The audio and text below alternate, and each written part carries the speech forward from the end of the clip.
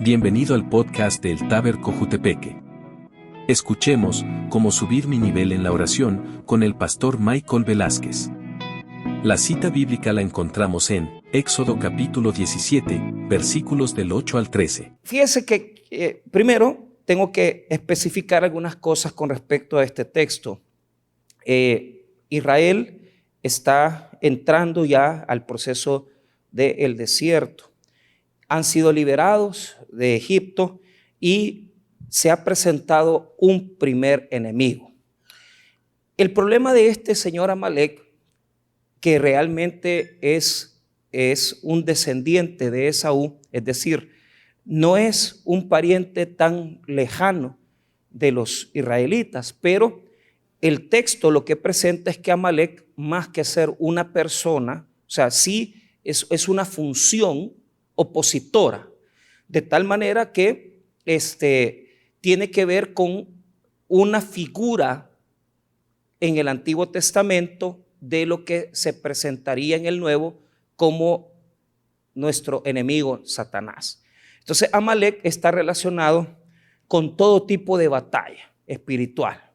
Amalek está relacionado con ser también una función, es un dirigente de una tribu que en este texto aparece como queriendo no solamente robar a Israel, sino que también frustrar su caminar en el desierto hacia la tierra prometida. Entonces, Amalek se presenta como uno de los primeros enemigos que hay que vencer.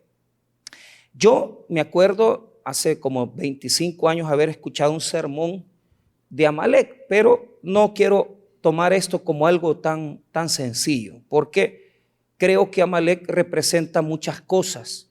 Es decir, no solamente representa una fuerza opositora, representa la fuerza enemiga, la fuerza Satanás, pero también representa algún tipo de, digamos, de situación interior con respecto a nuestras debilidades. Así que Amalek aparece como enemigo, una antítesis de Israel, un primer pueblo que quiere vencer a los israelitas en el camino al desierto. ¿Cuál es el problema? El problema es que Israel no es un pueblo guerrero. Ellos han salido de Egipto, pero ellos no llevan armas, no llevan nada con qué defenderse y lógicamente no es un pueblo de soldados, es un pueblo de personas que han estado esclavizadas, que han estado sirviéndole a la nación, y es un pueblo que va caminando hacia una tierra que Dios le ha prometido. Pero en el camino, lógicamente, se encuentran en el desierto de Refidim con estos opositores, que lo único que quieren es robarles y lo único que quieren es dejarlos desposeídos. La tradición de Amalek aparece en todo el Antiguo Testamento, de tal manera que vamos a llegar hasta el libro de Samuel hablando de Amalek en varias ocasiones, pero lo que me interesa es que usted conozca un texto de Deuteronomio. ¿Por qué? Porque hay dos tradiciones en el libro, en el Pentateuco. Una se refiere a Amalek como los enemigos que se presentaron ante Israel, y la otra es una tradición que aparece en el libro de Deuteronomio, que ha quedado conservada para recordarnos el carácter terrible y el carácter, digamos, de rapiña que tienen los amalecitas. Esto nos demuestra que Amalek tiene muchas connotaciones. No podemos decir que solamente es, digamos, un pueblo opositor. Hay que relacionarlo más con las situaciones espirituales para interpretarlo. Y el relato está escrito para que lo interpretemos de forma espiritual. Ahora, solamente quiero que vea esta cita para que tenga claro el daño que les ocasionó Amalek en el desierto. Deuteronomio 25, 17, no me vaya a perder Éxodo, por favor. Deuteronomio 25, 17 dice: acuérdate de lo que hizo Amalek contigo en el camino, cuando salías de Egipto, de cómo te salió al encuentro en el camino y te desbarató la retaguardia de todos los débiles que iban detrás de ti, cuando tú estabas cansado y trabajado y no tuvo ningún temor de Dios. Por tanto, cuando Jehová tu Dios te dé descanso de todos tus enemigos alrededor en la tierra que Jehová tu Dios te da por heredad, para que la posea, borrará la memoria de Amalec de debajo del cielo, no lo olvides. O sea, Amalec es un enemigo que parece que no es tanto físico, pero ¿qué es lo que nos dice este texto? Nos dice que Amalec atacó por la retaguardia, es decir, mientras que Israel iba en su trayecto en el desierto, los amalecitas aprovecharon a atacar por la espalda, y a los que tomaron fueron a los débiles, fueron a los que estaban cansados. ¿Por qué? Porque una cantidad de pueblo venía atrás, y esa cantidad de pueblo podía haber sido ancianos, podrían haber sido niños, mujeres que venían atrás. Ningún pueblo enemigo atacaba por la retaguardia. Es prácticamente una situación de injusticia y también una situación que demuestra la, digamos, debilidad moral de Amalec. Es decir, ¿quién va a matar a alguien que no está armado? Si usted tiene una pistola y usted tiene cómo defenderse, pero la otra persona no tiene cómo, ¿verdad?, enfrentar una guerra, entonces es una injusticia y es un acto prácticamente miserable matar a alguien que no se puede defender en el mismo nivel.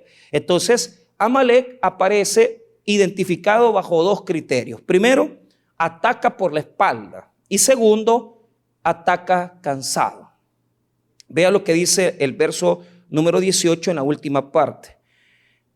Mira lo que dice: de cómo te salió al encuentro en el camino y te desbarató la retaguardia de todos los débiles que iban detrás de ti cuando te estabas cansado y trabajado, y no tuvo ningún temor de Dios. Muy bien, entonces ese es el texto que les quería leer para que vieran el carácter miserable de este pueblo enemigo.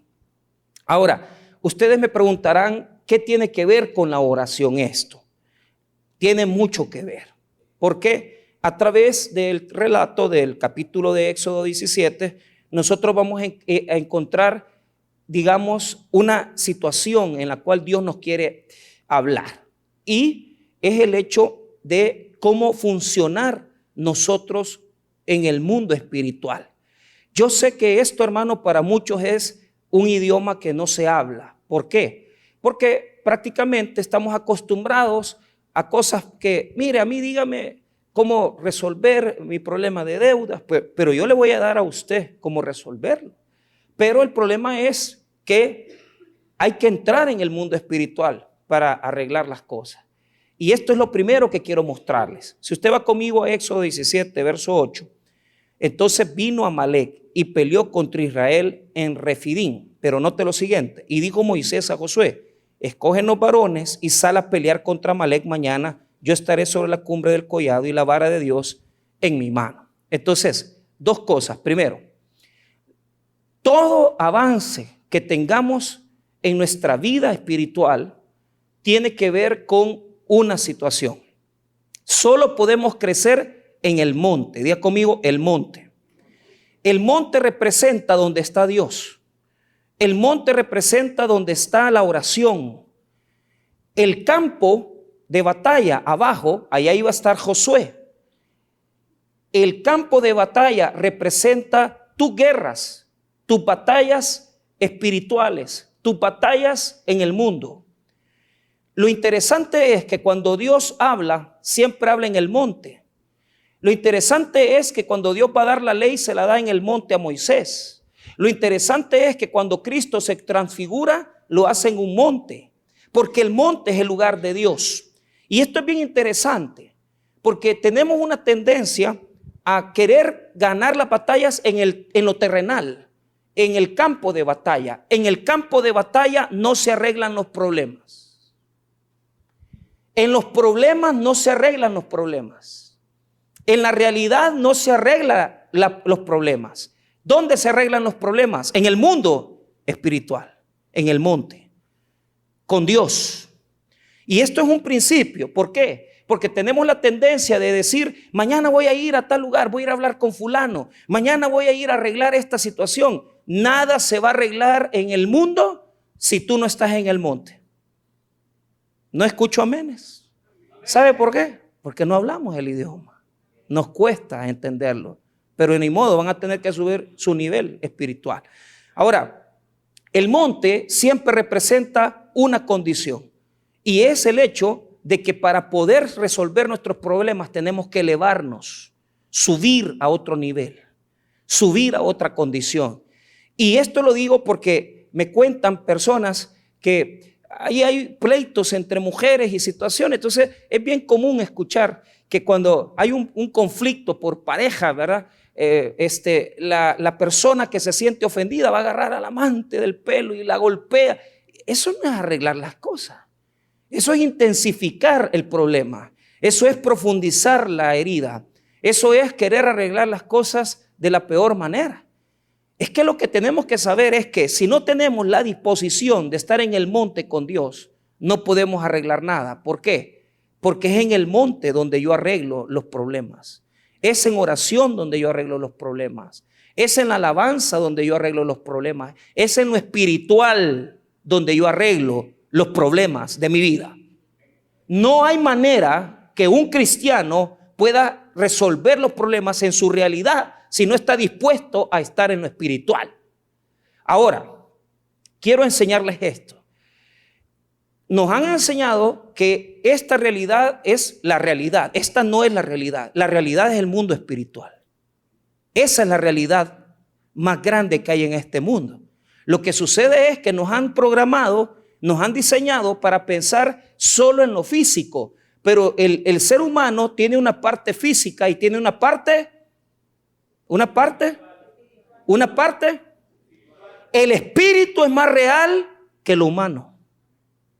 Porque primero fuimos espíritu en las manos creadoras de Dios y después fuimos físicos.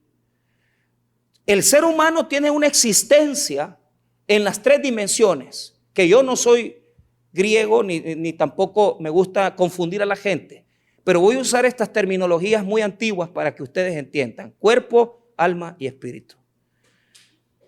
Con el cuerpo hablamos y transmitimos nuestra relación con los seres humanos. Con el alma dialogamos con nosotros mismos y con el espíritu dialogamos con Dios.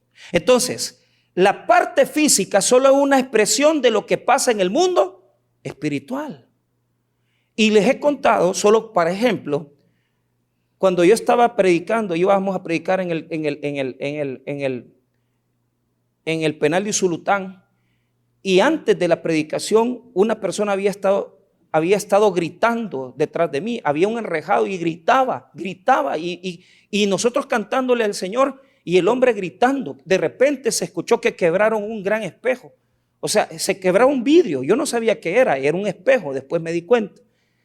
Y yo honestamente en ese momento hice solo eso. Yo ni tan siquiera me atreví a hablar de nada. Yo solo dije: Padre, en el nombre de Jesús, danos tranquilidad para predicar tu palabra. En ese momento dejó de gritar, dejó de hacer lo que hacía. Entonces, allí se convirtieron un montón de personas. Imagínense que más de 20 reos se pararon y vinieron de rodillas aquí adelante a recibir a Cristo.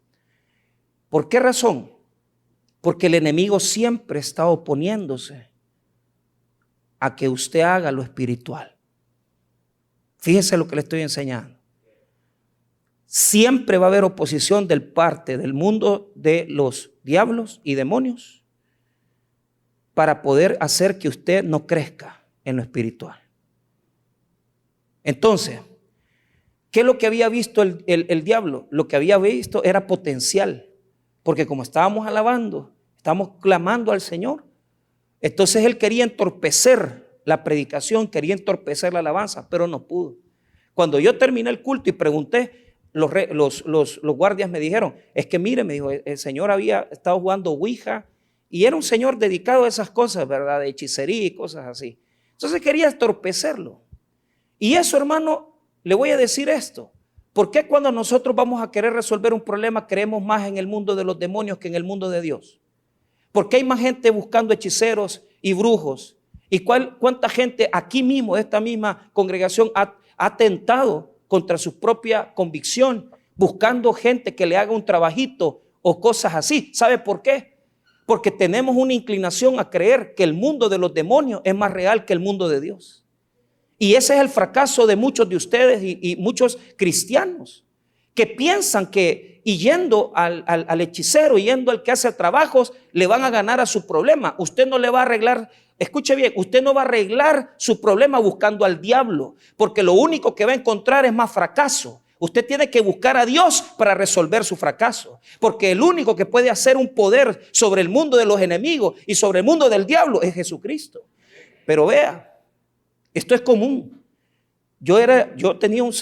Teníamos dirección de un seminario en el Taber de Usulután, teníamos seminario, y uno de los estudiantes de tercer año, cuando estaba muy mal su esposa, dice, él comentó, mire, yo fui, la llevé, porque él pensaba que le habían hecho un daño a la mujer. Y yo lo reprendí, pues yo le dije, mira, le dije, ¿qué pensás vos? O sea, que vos aquí estás, ¿qué estás haciendo? Tenía ya 3 años de estudiar teología, pero ¿cuál es el problema?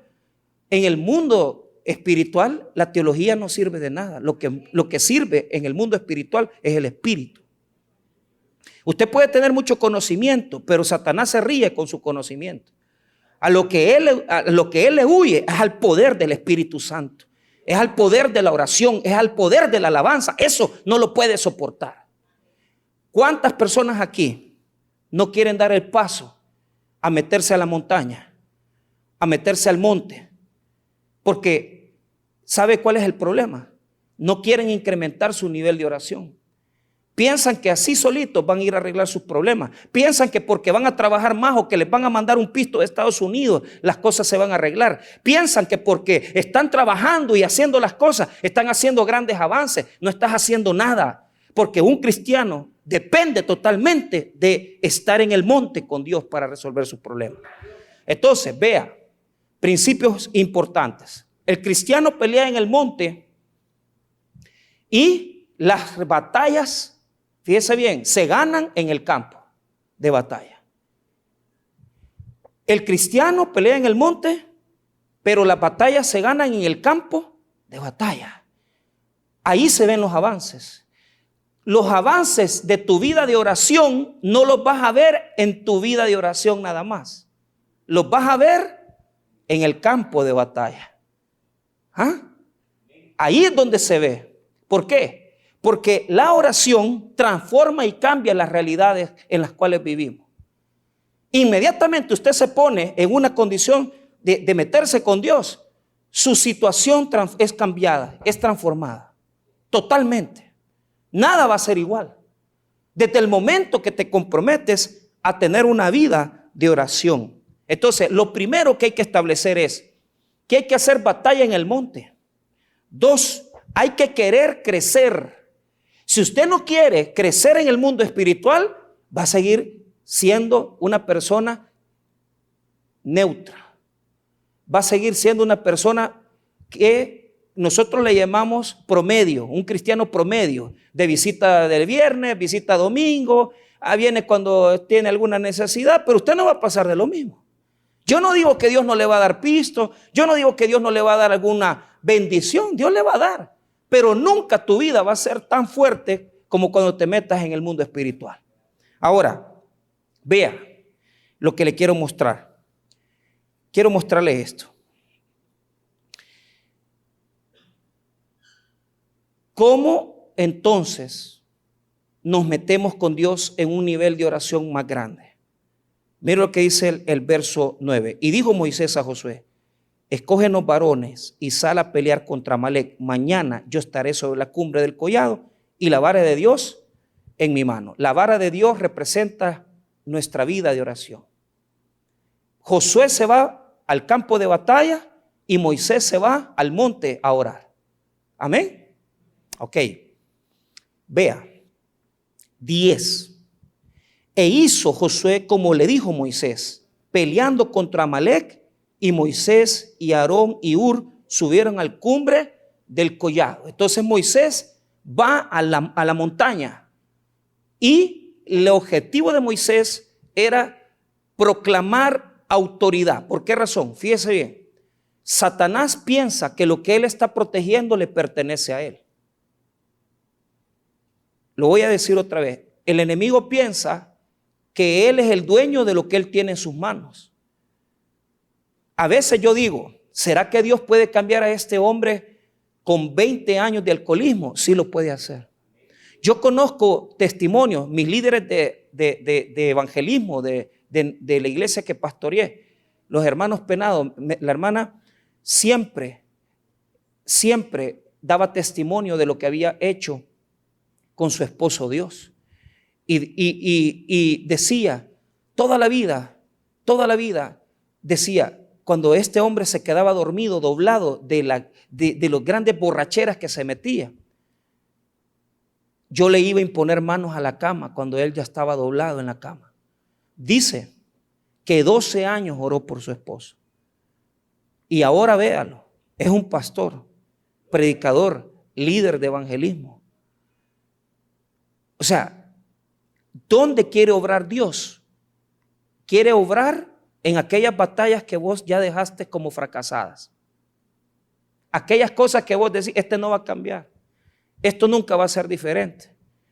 Aquellas áreas donde tú, por diferentes razones, yo quiero que en este momento tú comiences a pensar la cantidad de guerras que has dejado a medias. Pregúntese, ¿cuántas batallas has dejado a la mitad? Que no has podido transformar, que no has podido seguir. Ahí es donde Dios se quiere glorificar.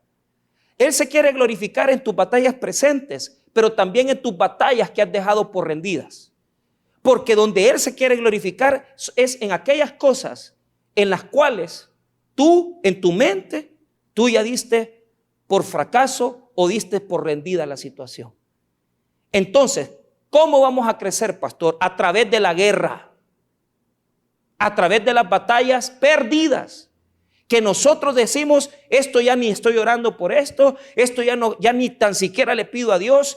Ahí es donde vemos el nivel de oración que tenés. ¿En dónde? En la batalla fracasada. Le digo yo a una persona que se está divorciando, todavía le dije, mira, le dije yo, necesitas meterte en oración porque ella quiere arreglar unos problemas con su esposo, porque necesitan negociar, ya están decididos que se van a divorciar. Pero yo la mandé a orar. Le dije, orá, ponele en oración este problema al Señor y después hablas con Él. No me hizo caso. Ayer me estaba escribiendo en la mañana. Mire, pastor, fíjese que hablé, solo se enojó y que no sé qué, y andaba bólome. Boba. Si para ese problema tenía que orar por lo menos unas 2 semanas. Pero ¿qué pasa? Por eso es que no ganamos en el mundo espiritual, porque tenemos una conducta que cuando la cosa no camina en 2 semanas, tiramos la toalla. Que cuando las cosas no prosperan en un mes, tiramos la toalla. Y aquí viene un secreto que te quiero mostrar. Es algo muy profundo esto que te voy a enseñar. No lo vas a captar si no entendés el mundo espiritual. Hay herramientas que el diablo ocupa para que no crezcamos en el nivel de oración. Primero, el cansancio. ¿Por qué? Porque la vida que llevamos absorbe, ¿sí o no? Los problemas absorben también. ¿Qué es lo primero que sentís cuando vas a arrodillarte o te quedas en la esquina de tu cama para ir a orar? Cansancio. Porque es el Amalek. Ahí te está arrullando el diablo. Duérmase, niño, duérmase ya. Y usted ahí creyendo que está orando y todo. Pero ¿sabe qué? Hasta su posición para orar es cobarde. Porque no le digo yo que tiene que pasar de rodillas media hora. Yo creo que eso ya es sacrificio. Pero escuche bien, si usted no se pone en una postura para orar bien, entonces no estás orando, vos estás descansando, porque hay gente aquí que como saben que Dios es espíritu, creen que la oración es acostado en la cama. Eso no funciona. O te tiras al suelo, o tiras tu cabeza al suelo, o te arrodillas, o te parás y comenzás a orar de un lado para otro, clamando a Dios, proclamando su nombre y declarando que vas a tener victoria en tu problema. Pero sal de tus circunstancias. ¿Por qué? Porque el diablo ocupa 3 niveles de ataque al cristiano para que no salga de su vida, para que su nivel de oración no suba. 1, el cansancio que implementa en nosotros para que nosotros no salgamos de aquella situación de oración de 3 minutos. Ya usted está orando y usted ya sintió que prácticamente ya no tiene más que decir. Estás limitado. ¿Por qué? Porque el diablo te arrulla. Con oraciones cortas de noche no vamos a llegar muy lejos. Porque el Señor merece que le demos un tiempo de oración digna. Pero vea, quiero que usted note lo siguiente. Cuando ya Moisés se sintió cansado, mire el verso número 11. Y sucedía que cuando alzaba Moisés su mano, Israel prevalecía, mas cuando él bajaba su mano, prevalecía Amalek. La gente está acostumbrada a oraciones de 4 minutos. Levantan la vara y quieren que el mar se abra. ¿Sí o no? ¿Qué había hecho Moisés en el Mar Rojo? Levantó la vara y el mar se abrió. ¿Sí o no? ¿Sí o no? Entonces, hay batallas que se ganan levantando la vara. Pero hay otras que requieren tu cansancio, tu desgaste y requieren tiempo para vencerlas. Ahí es donde fracasamos. Porque nosotros queremos, como estaba Moisés, que levantaba la vara a Aarón y ya venía la plaga de la sangre, la plaga de las moscas, se abría el mar. Pero tienes que entender que hay batallas que el mundo de los demonios no le tienen respeto a una oración de 5 minutos, no le tienen respeto a una oración de un día. El mundo espiritual de los demonios le teme al hombre y mujer de oración diaria. Esa mujer y ese hombre hace temblar el infierno. No oigo amenes de nadie. ¿Qué quieren? Que les diga que solo levantando la vara van a venir a resolver los problemas. Los problemas no se van a resolver solo levantando la vara. Los problemas se van a resolver cuando estés dispuesto a entregarte más a la oración y al mundo espiritual, adorar y glorificar el nombre de Dios. Así vas a ganar las batallas. Montón de mundanos que hay aquí. Gente que no quiere dar nada. Dejen de jugar con las cosas de Dios. Si no van a salir nunca de sus necesidades. Se lo digo yo, que he sido necesitado. Si ha habido alguien necesitado, he sido yo. Y yo he aprendido a pelear batallas. Pero vea, el sentido de cansancio es lo que Amalek representa. Porque media vez usted comienza a orar, usted se rinde. No solamente se rinde en esa oración, sino que se rinde en los días que le dedica a esa oración. En 2 días quiere dejar de orar, en 3 días quiere dejar de orar. No es así. Pero vea, Moisés levantaba la vara y Israel prevalecía sobre Amalek. Amalek se alimenta de tu cansancio. Satanás se alimenta de tu vida decadente.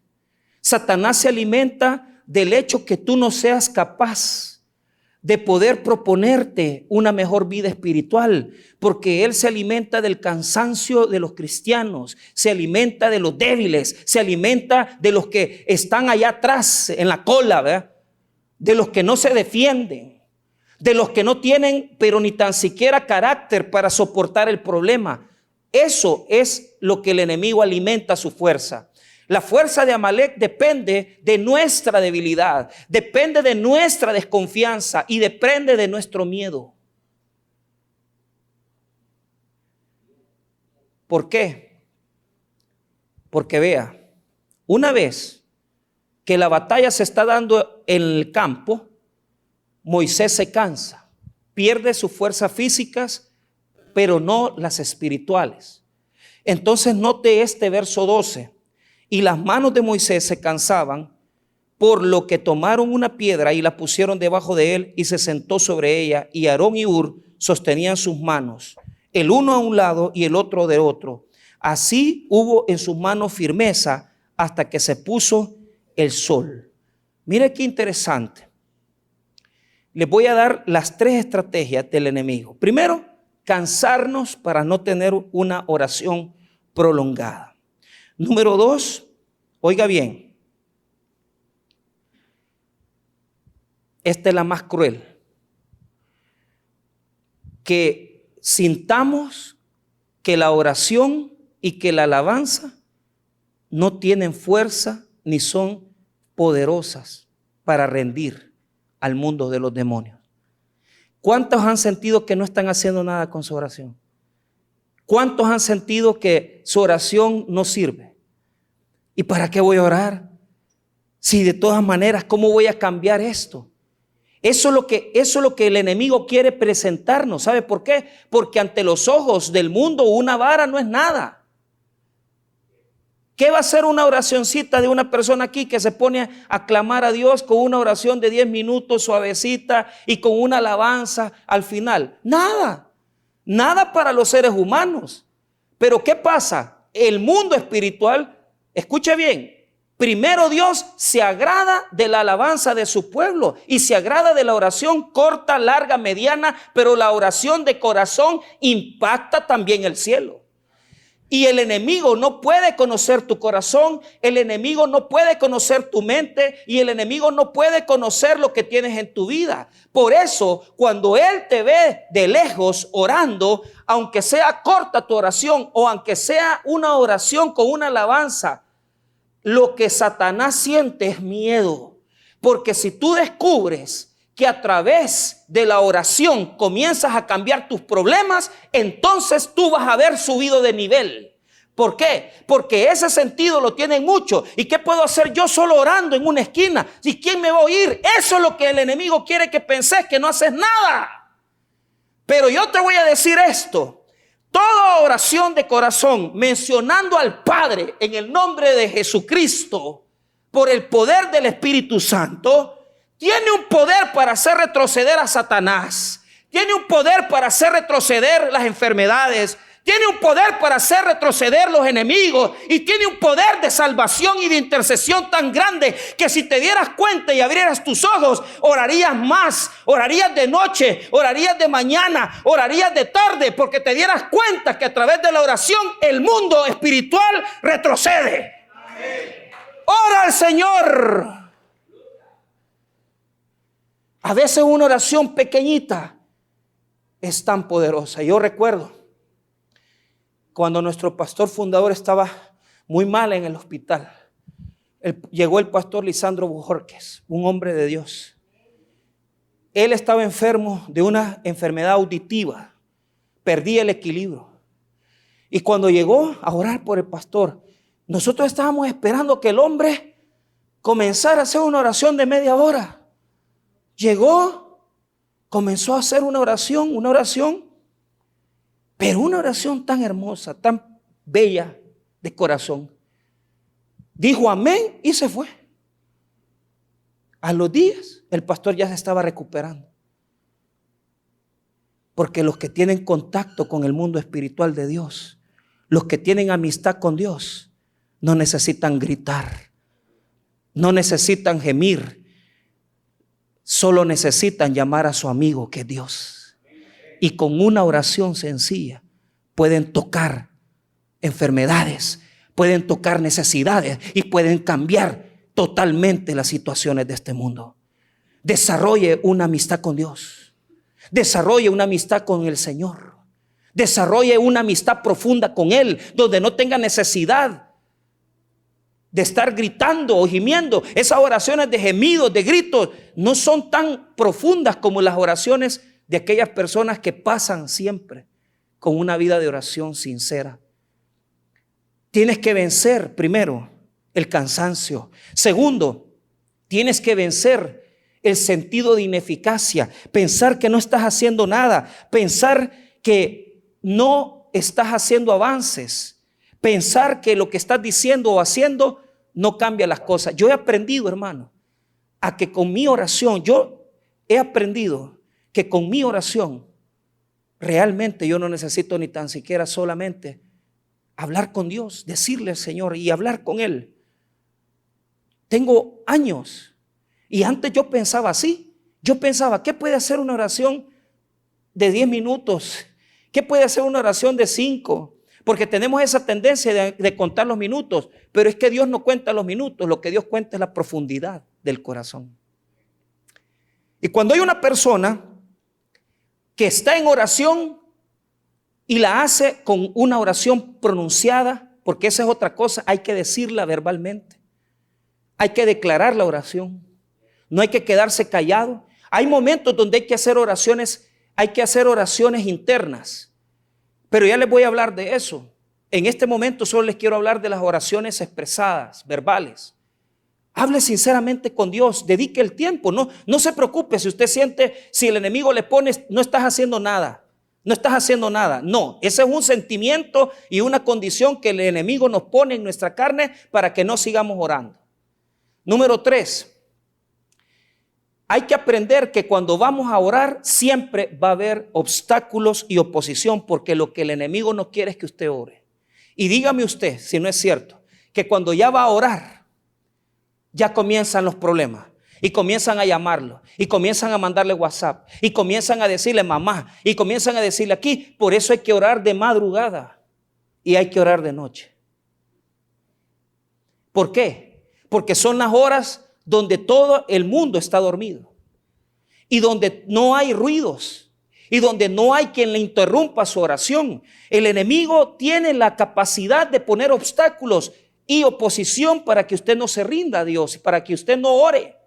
Y de esa manera usted percibe una cosa. Usted percibe que nunca puede tener un contacto profundo con Dios, porque lo que el diablo no quiere es que usted profundice con Dios. La oración más genuina es la que comienza hablando cosas superficiales, pero la oración más honesta es la más profunda. Cuando ya usted tiene ya un buen rato de estar orando y usted comienza a hablar con Dios cosas más honestas, más sinceras. Eso es lo que el enemigo no quiere. Que usted profundice con Dios, que usted interactúe con Él. Porque cuando usted comienza a encontrar que usted habla profundamente con Dios, usted comienza a deleitarse en la oración, comienza a sentirle gusto a la vida de oración, comienza a deleitarse en las cosas del Señor, comienza a deleitarse en la alabanza. Eso es lo que el enemigo quiere que usted no conozca. Hay que saber que hay que orar. Hay que saber que hay que orar y no rendirnos. Pero también otra estrategia del enemigo para detener nuestra vida de oración, además de ponernos tropiezos, además de hacernos sentir que no sirve de nada orar, y además de ponernos cansancio, es que el enemigo, cuando él comienza a ver que nosotros nos entregamos más a la vida de la oración, él comienza a hacer ataques a nuestra vida. Y comienza a tener situaciones y cosas que no pasaban nunca, comienzan a pasar. Situaciones que usted dice, ¿y cómo? ¿Cómo pasa esto? ¿Cómo pasa lo otro? Es que este es el problema. El enemigo no quiere que oremos, porque sabe que en la oración está el secreto de una vida entregada a Dios. Ahora, ¿cuáles son las metas de la oración? Vea lo que dice, ¿qué pasó cuando Moisés se cansó? Cuando Moisés se cansó, comenzaron a sostenerle las manos y comenzaron a ponerle una piedra donde descansar. Mire lo que dice nuevamente el 12. Y las manos de Moisés se cansaban, por lo que tomaron una piedra y la pusieron debajo de él y se sentó sobre ella. Y Aarón y Hur sostenían sus manos, el uno de un lado y el otro del otro. Y así hubo en sus manos firmeza hasta que se puso el sol. ¿Hasta qué horas oró? Hasta que fue una guerra prolongada. ¿Por qué? Te voy a decir las 3 cosas que desprecia Satanás. 3 cosas que desprecia Satanás. 1, aquellos que están acostumbrados a oraciones de 5 minutos y que comienzan a orar ya 10 o 15 minutos. ¿Por qué? Porque intensificar mi nivel de oración es aprender a orar más allá de donde yo he estado orando hasta este nivel.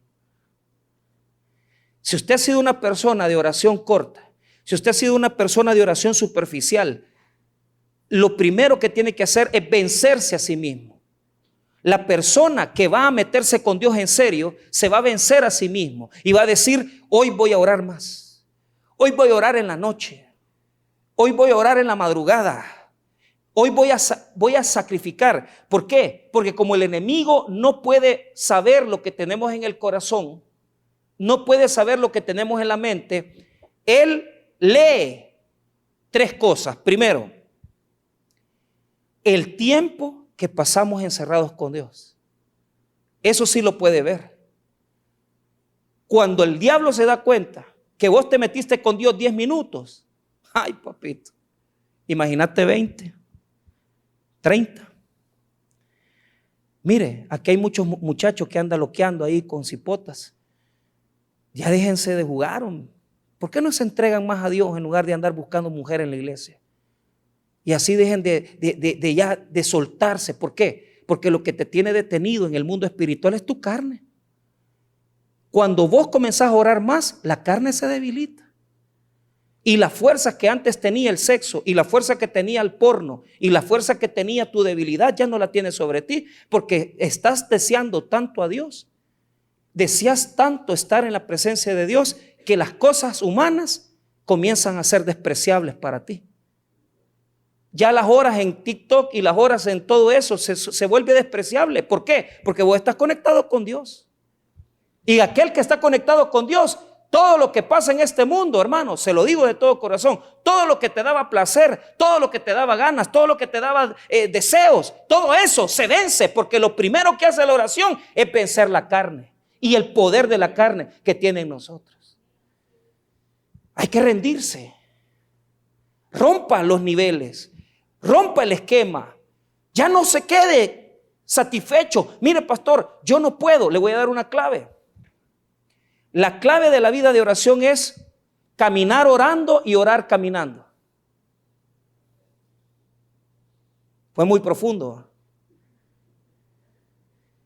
La clave de la vida de oración es caminar orando y orar caminando. ¿Sabe por qué? Cuando estás conectado con Dios, ya no comienzas ni a ver el reloj. Vos te parás, te vas a trabajar y vos vas orando. Y vos andas hablando solo y pareces loco. Pero Dios sabe y los ángeles saben que vos no estás loco, sino que estás adorando al Señor en todo momento. Vas en el carro, vas adorando. Pones alabanza, cantás alabanza. Vos vas conectado, pues. Yo cuando escuché el tiempo que hacía, decía Gigi Ávila que oraba 10, 12 horas diarias. Yo me quedé, es imposible. ¿Quién va a estar? Claro, un hombre entregado. Pero ¿sabe cuál es el problema?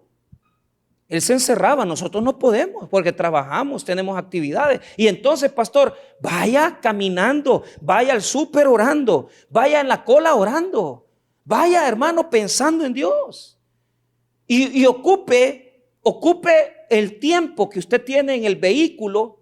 Mire, si hay algo que yo extraño de estar pastoreando en Usulután, son mis viajes. Porque yo salía de San Salvador, del Rancho Navarra, yo ya sabía que tenía 1:30 para orar con Dios. Y yo venía, yo ponía alabanza y oraba, 1:30, llegaba a la iglesia a predicar. Aquí me cuesta porque el tráfico, imagínese ir en Ilopango y usted clamando al Señor y con el trabazón y las motitos que le meten y se cruzan, y más si se levanta un cristiano. Entonces la carretera me ayudaba. Entonces por eso viajaba de noche y muchas veces, por eso yo voy cuando me toca venirme de San Salvador los sábados en la noche cansado. Mañana vamos a ir al penal en la mañana, vamos a estar en un penal, en la tarde voy a dar clase. Después en la noche regreso hecho pedazos. Pero yo vengo orando, Señor, te entrego mis situaciones, te entrego aquí. Siempre hay algo por qué orar. Entonces he aprendido que mis tiempos de oración más sinceros son cuando yo camino orando y cuando oro caminando.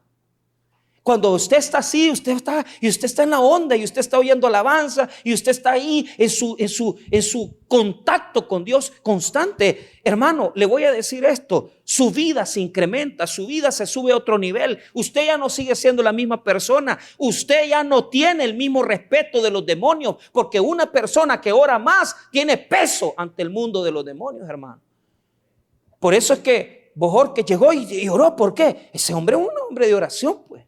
Y se sanó de su problema auditivo, pues. Dios lo sanó. Pero por eso es que el límite de la oración determina si tú vives en lo natural o sobrenatural.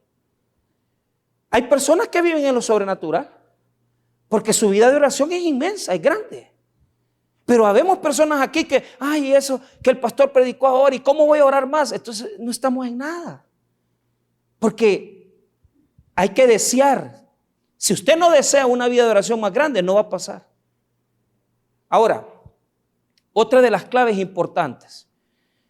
Lo que Satanás ve, como ya se los he dicho primero, es ese tiempo que votamos, que rompemos. Segundo, caminar orando, orar caminando. Y tercero, intensidad en la oración, perseverancia y paciencia. Usted sabe que Moisés oró hasta que se ocultó el sol. Imagínese cuántas horas pasó clamando.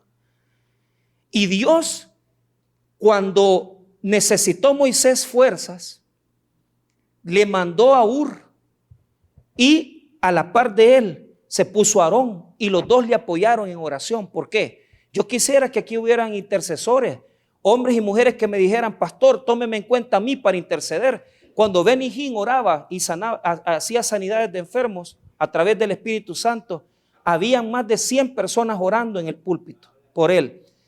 Y Billy Graham hacía lo mismo. Y nosotros, cuando vamos a preguntar 5, 10 personas que se pongan en intercesión, que estuvieran metidos allá en la oficina o en cualquier lugar, no hay.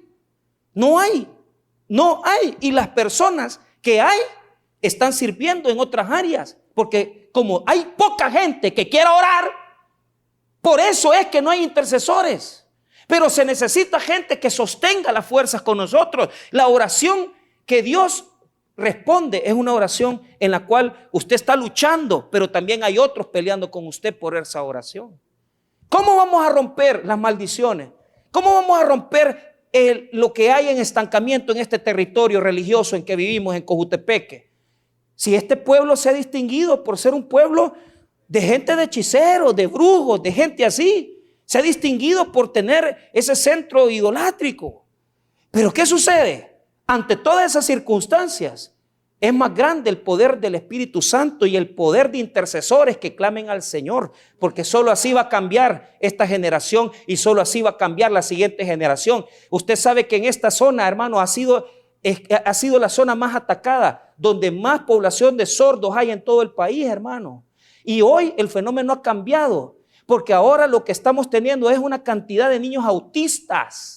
Y usted dice: ¿y por qué? Pregúnteselo al mundo espiritual. Pregúnteselo. ¿Usted cree que esas cosas son por gusto? Hay algo detrás. Y lo único que va a cambiar el escenario es hombres y mujeres de oración que quieran derramar su corazón ante Dios y que rompan la carne para ponerse a orar a Dios. Pastor, ¿cuál es la oración más poderosa? La que hacemos cansados, la que hacemos fracasados, la que hacemos cuando no tenemos ganas de orar. Porque ahí es donde estás venciendo a Amalek. Amalek hay que vencerlo venciendo el cansancio. Amalek hay que vencerlo, hermano, cuando usted no siente ganas de orar porque usted sabe que le ha ido mal en el día. Vaya a orar. Vaya a orar.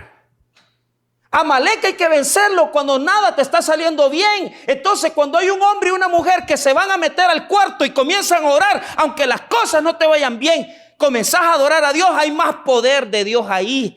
Porque donde se glorifica a Dios no es cuando siempre tenemos ganas de orar, no es cuando siempre tenemos ganas de adorar, sino que cuando no tenemos ganas y cuando no queremos, pero logramos con el Espíritu vencer la carne y glorificar el nombre de Dios, ahí está siendo grande en el mundo espiritual. Ahí te está bendiciendo Dios. Y se lo digo yo, que me toca orar de todas maneras. Cansado, agotado, fracasado, endeudado, emproblemado. A veces vas a ver hasta peleado con tu mujer o con tu esposo. Pero ahí estás venciendo a Amalek. No dejándote vencer. Y ya te paras y decís, hoy voy a ir a pedir perdón, voy a pedir disculpas. Pero ¿qué sucede? Pensamos lo contrario. Que cuando estamos cansados no hay que orar. Que cuando estamos en fracaso no hay que orar. Que cuando estamos enfermos no hay que orar. Que cuando estamos en necesidad no nos dan ganas de orar. Ahí está Amalek. Y Amalek se vence cuando vences tus límites. Amalek se vence cuando vences tus limitantes. Se vence al enemigo cuando tú sales de tus limitantes y usted dice, ya no voy a orar 10 minutos, voy a orar más tiempo. No voy a contar ni el tiempo, voy a estar con Dios. Sales de tus límites cuando tú te metes en grandes problemas y te obligas a orar. Cuando te metes en grandes jaranas, en grandes problemas. Aquellos que están en esta noche con problemas de salud, endeudados o con un conflicto matrimonial, pues en este momento es momento de vencer a Amalek, porque Dios les va a dar la fuerza para levantar las manos y adorarlo y clamar para que Dios les haga un milagro. Ahí es donde estás más cerca de un milagro de parte de Dios. Cuando estás cansado, cuando estás abatido, cuando estás necesitado, cuando no tienes nada que agradecer, ahí ora y adora, porque ahí estás cerca de tu milagro. Hazlo. Deposita en Dios tu debilidad y vas a vencer las fuerzas del enemigo que no quieren que tú salgas del mismo encierro religioso en que vives, de venir a la iglesita, de tener la Biblia debajo del brazo. Orá, que la iglesia sea una iglesia de gente de oración, de hombres y mujeres que doblan rodillas, y una iglesia donde se derrama el poder de Dios a través de milagros, sanidades. Porque ¿sabe qué es lo que sucede? Cuando vencemos a Amalek, lo vencemos en cansancio. Lo vencemos cuando no hay ganas, no hay fuerzas. Lo vencemos cuando, a pesar que no tendríamos por qué orar, oramos. Lo vencemos cuando le damos una indicación al diablo, que no estamos determinados a dejar de orar, cuando él sabe que no vamos a dejar de orar. El diablo ve nuestra intensidad en la oración, nuestra perseverancia en la oración, nuestra paciencia en la oración, y él mira los días, las horas que usted ha dedicado a estar con Dios. Y le voy a decir esto de todo corazón: cuando usted hace esas cosas, usted, hermano, en el mundo espiritual, usted es elevado a otro nivel. ¿Por qué? Porque también el demonio sabe que ya no le puede mandar las mismas situaciones, porque usted no es de un nivel ordinario, sino que usted tiene una vida fuerte de oración. Hermanos, Moisés y su pueblo venció la batalla, pero a través de este texto hemos aprendido de que las batallas más grandes son las que vencemos en nosotros mismos. Romper nuestros límites físicos, romper nuestros límites espirituales y sacrificar tiempo para estar con Dios nos dará un nivel de oración diferente. Pastor, ¿y por qué tenemos que tener un nivel de oración diferente? Porque cuando usted tiene un nivel de oración diferente, tiene un nivel de amistad con Dios diferente. Y la amistad con Dios, Dios la compensa con misericordias, con regalos, con amor. ¿Por qué? Porque Él ama al que le busca. Él ama al que le adora. Y Él bendice al que le adora. Tenga confianza en buscar a Dios y luche para entregarle a Dios su debilidad, para que Dios le dé la victoria en el mundo espiritual. Vamos a orar, hermanos. Padre, te damos gracias por tu palabra.